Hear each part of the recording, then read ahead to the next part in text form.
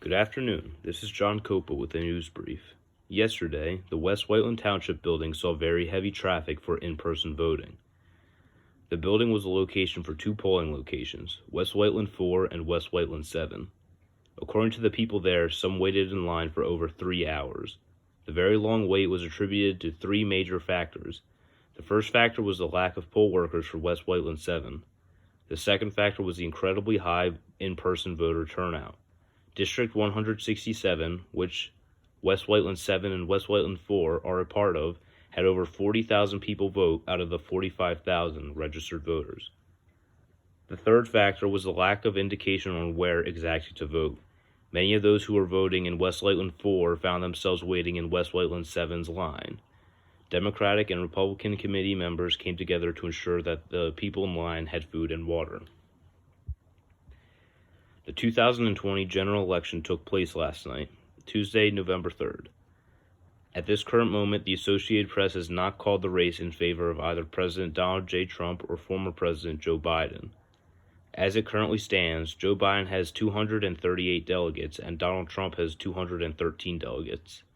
Pennsylvania, Michigan, Wisconsin, Nevada, Alaska, Georgia, and North Carolina have not been called. For the Senate race, Republicans at this moment hold 47 seats, and Democrats hold 45. Not all races have been called. For the House races, Republicans at this moment hold 185 seats, and the Democrats hold 192 seats. Pennsylvania has currently reported in 64% of their precincts. The total number of votes currently counted is over 5.5 million. Currently, President Donald J. Trump has a 12-point lead on former Vice President Joe Biden in Pennsylvania. There are no Senate races in this election for Pennsylvania. For the congressional race, 12 seats have been called.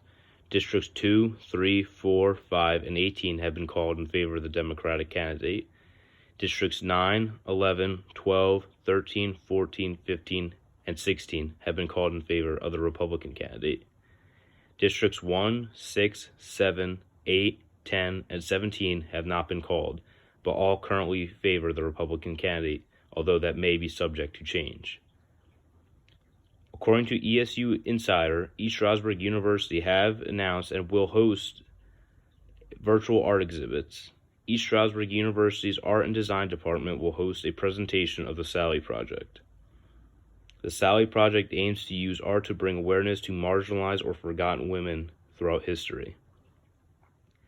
The Sally Project presentation will be on virtual display throughout fall and will continue until May of 2021. Now for the weather. It is currently 64 degrees and sunny outside. Today, Wednesday, November 4th, will have a high of 66 and a low of 45. Tomorrow, Thursday, November 5th, will be partially cloudy with a high of 64 and a low of 48. This has been John Coppa with your news brief.